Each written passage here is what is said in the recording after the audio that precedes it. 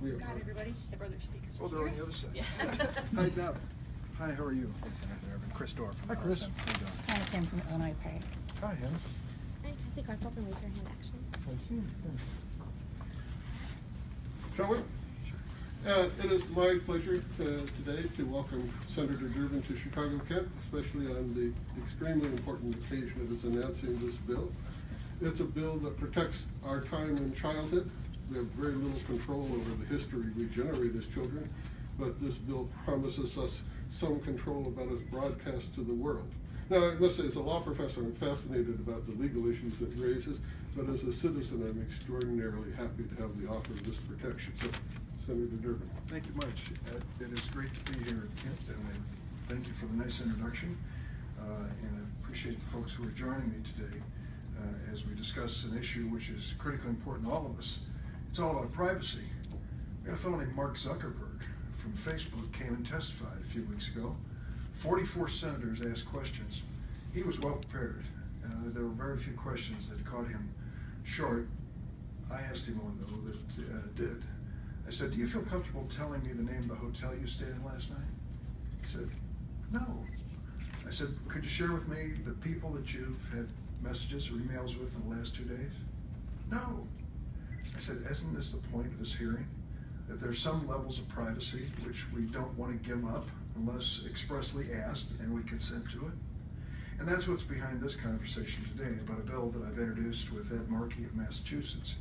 You see, our children under the age of 13 are pretty active on the internet. They're not waiting for us to come home, and they're not waiting for us to monitor what's going on. It turns out that 80% of the kids under the age of 12 are on YouTube each day, not to mention all the other possibilities. What are they doing there? Well, they're going to popular sites, they're seeing things that they've heard about, sometimes they're entering information, and while they're doing that, of course, someone is collecting all the data they can about these kids under the age of 13. So they may collect their name, their address, they may even have access to a social security number that they give out, their geolocations, their voice, their face, God knows what else. And all that information becomes part of a big file on a little kid. And the question is whether or not at some point in their lives, these young people ought to be able to clear off things that they might have given up, privacy that they might have given up at the age of 6, 7, 8, 9, or 10 years of age. I think they should. That's what this bill says. That if you're under the age of 13 and you've given up data about yourself, that you ought to have the opportunity to clear it. You know, we have some pretty obvious rules and laws in America when it comes to children. There are just some things when we say, you know, you just can't do that. The child doesn't have the maturity, doesn't have the judgment to make a decision. Buying alcohol, buying tobacco, vaping, whatever it happens to be. So why is it when it comes to that child's privacy and the privacy of their family, we say, well, they can give it all up and let the folks use it for proprietary purposes if they wish to? I think that's a mistake. We need to move forward and to basically understand what Mr. Zuckerberg understood. There are parts of our lives we don't want to give away, and we don't want our children to be victimized by things that they gave away as children for the rest of their lives. And so this bill will allow them to clean the slate of things that they gave up before the age of 13. I think it's a step in the right direction, but it's only the beginning of the conversation. I find it interesting, Mr. Zuckerberg's testimony that we ought to start treating his business like a utility. That suggests a lot of regulation. And if you'll watch the ads that are popping up on television lately from Facebook and others, they're saying, we know we need to be governed by some rules. Stop us before we sin again. And I think that's what we ought to be doing. And this bill is a step in that direction. I have some people here who are expert on the issue, and the roster changed a little bit here. But Chris Dorr, I know, is next up. He's a partner at Edelson, and he's involved in plaintiff's class action. He'll tell you about it. Chris? Thank you, Senator, and thank you so much for inviting us and other stakeholders to be here. My name is Chris Dorr. I'm a partner at Edelson PC, a law firm here in Chicago. We focus heavily on consumer protection with an emphasis on privacy and technology issues. I would like to first thank the Senator and Senator Markey for introducing this bill. It is a vastly important issue to take on and a very important first step. protecting children is something that should be at the highest priority of every level of government, pretty much all the time. At this moment, we are at a pivotal time where privacy is at the forefront. And if things do not change soon, there are things that will be unable to be undone. There will be life events that will be cataloged and captured by technology companies and big data that we will not be able to reverse. And this is an important time where legislation needs to be put in place to protect everyone, as the senator was saying, but of utmost importance is children. We're in a place where the current administration is not doing anything. They're in fact acting against the interests of consumer privacy. The most notable example of that is the repeal of the FCC Internet Service Provider protections last year. I believe that was a wake-up call to not only people like myself in the legal field, other advocates, but also legislators at the federal and the state level to step into that void and provide protections where they're needed. As I said, fortunately, Senator Durbin's legislation here is reversing the trend of not participating in the privacy discussion at the federal level. It has to be an incremental process, and this is an important first step, and I encourage others to follow suit. In our work in prosecuting privacy class actions, we have seen an untold amount of issues affecting children. There have been devices, apps, services that are collecting data, that are expressly telling people they are not collecting data. This includes geolocation information, apps that are used to protect children so that parents could protect their own children are actually collecting data and are very vulnerable to hackers to be able to figure out where your child is, which is a terrifying thing to think about. Laws need to be updated to take these issues into account. And as the senator was talking about as well, big data is something that is an area that people don't understand. It is something that is impacting every aspect of your life, offline and online, and is only getting more comprehensive and more scary. And it is being used for discriminatory purposes, to target vulnerable populations, to limit people's ability to get mortgages, to get jobs, and it is an area that requires regulation as we go forward. We are hopeful that other members of Congress will follow the leaderships of Senators Durbin and Markey in introducing more privacy legislation. We also hope that the states are able to continue to be innovators in this area and introduce legislation of their own. The state of Illinois has been a leader in consumer privacy legislation at the state level, and we are hopeful that they can coexist and not deal with a federal preemption issue. Again, thank you so much for being here, and thank you so much for doing this. Thanks, Chris. Perfect intro for Hannah Kim, who is here as a public interest advocate for PIRG and does a lot of work in Springfield. Hannah? Thank you. Good morning, everyone. My name is Hannah Kim, and I'm the public interest advocate for Illinois PIRG. Illinois PIRG is a statewide, citizen-funded public interest advocacy organization.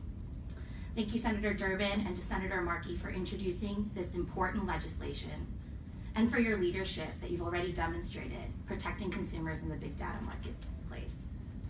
In recent months, we've learned more and more how the Facebooks and Googles of the world amass, manipulate, and profit off of our information.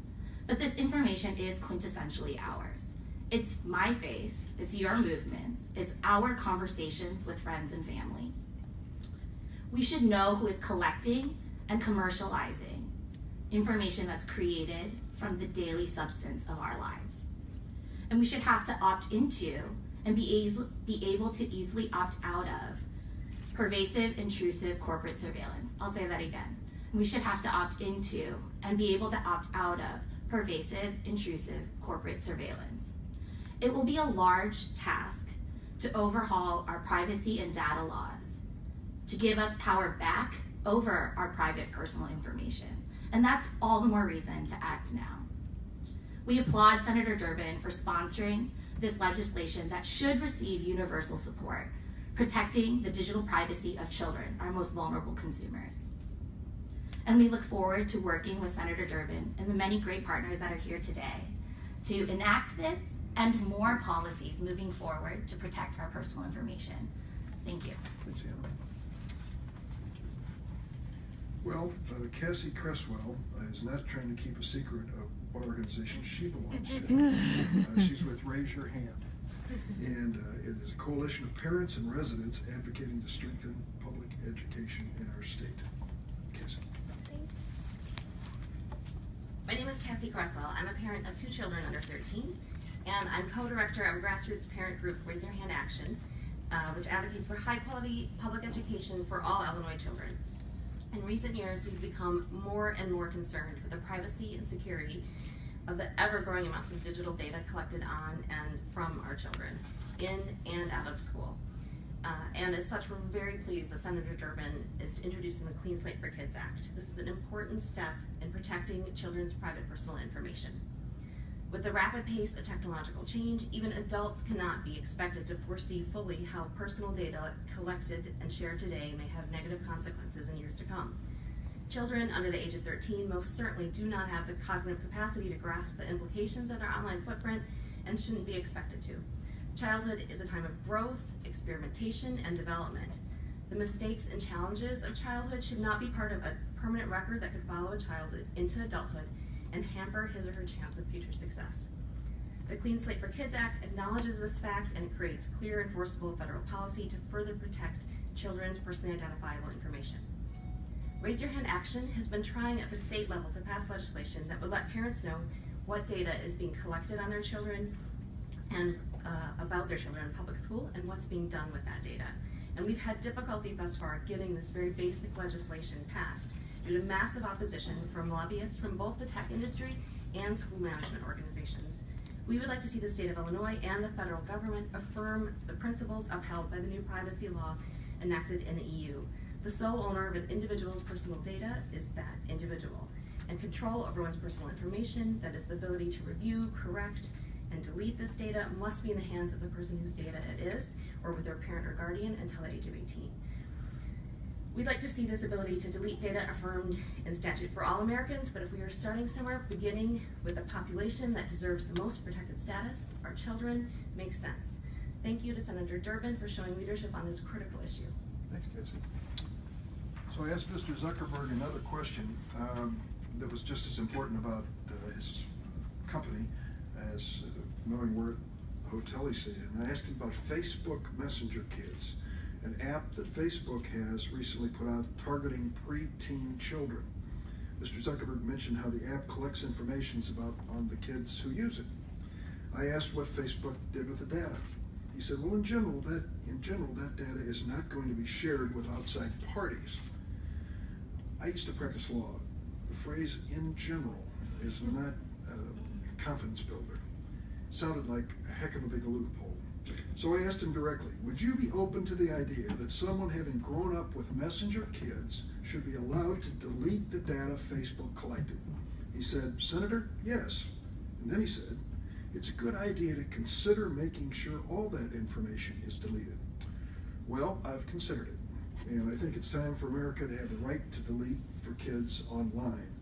Incidentally, May 25th, the Europeans decided to start moving in this direction. They're showing amazing leadership on an issue that we are not. So I hope this is the beginning of a conversation in America long overdue. Open to questions. Anybody has any? Now's the time. Senator, have you in the past sponsored or co-sponsored other similar bills about, children protection or online protection? And what have been the challenges then, and what's different now? Well, I have, but in totally different areas. I have had a war against big tobacco since I was first elected, and I wasn't doing very well when I got started. I managed to ban smoking on airplanes. That was pretty good, and a number of things followed. But I couldn't quite move beyond that because the argument was adults should make their own bad decisions. Don't step in and let the government intervene. And so we said, well, okay, let's buy that premise. What about kids? We started the campaign for tobacco-free kids. And the premise of the campaign is the same as the premise of this. And that is that children don't have the maturity or the understanding to make decisions that could be harmful. And so we have to protect them. We did it with tobacco. We're doing it here. I can't imagine a 7, 8, 9, or 10-year-old understands what they are giving up when they log on. And they don't understand that a file is being created on them. It's the same basic premise. When they are children, they don't have the maturity, are legally already not recognized with the ability to consent to certain things. So we are protecting the things that are collected about them, which even if they've consented to, was at such an early age that it should be voidable. And what's the timeline that you have for this, and what are some foreseeable challenges that you guys were talking about earlier? Well, it's going to be interesting to see if we pick up on this and what kind of a partisan issue this turns out to be. Privacy is something that Republicans feel strongly about, so do Democrats. And it'll be interesting to see if we can put together a coalition. When we decided to have a vote on net neutrality, for example, a handful of Republicans joined us on the Democratic side. So there is a potential here. There's an opening here for a conversation about privacy and the internet. Do you find that parents may not be aware that this is happening? A lot of my nieces and nephews are on YouTube constantly, and while they have time limits, I don't think their parents realize what's happening while they're on YouTube. I can't imagine, unless a parent is really onto this stuff, that they realize what's happening. Most of us don't realize it. Have you covered up the lens on your laptop? You know, do you have Alexa spying on you? I mean, these are basic questions which might not have dawned on us, but as we got into this and realized there are intrusions into our personal lives that people just don't realize. What's an 8-year-old know? Or a 10-year-old? Are they even at a point in their lives where they can think of the questions to ask? How much information are they giving up unwittingly, thinking, oh, it's just a social security number. You know, I happen to see it here, and I'll go ahead and share it online. I don't think parents know, and I certainly don't believe children do. Senator, do you have any thoughts on Trump and Blagojevich? Yes, several. And one is, I think that the sentence that was imposed on Rod Blagojevich was definitely way too long. 14 years, it didn't make sense. And so, not commenting on whether he was culpable or guilty, that was decided by the courts. But I thought the sentence was outrageous. And if there was a way to reduce that sentence for him and his family, I would support it. Do you think at this point he's served his time and it would be okay for Trump to commute it? Well, I'll let President Trump make that decision, but I certainly think 14 years was entirely too long. Any other questions? Thanks, everybody. Thanks, Chicago Kent. Thanks, Cassie. Thank you. Thank you very much.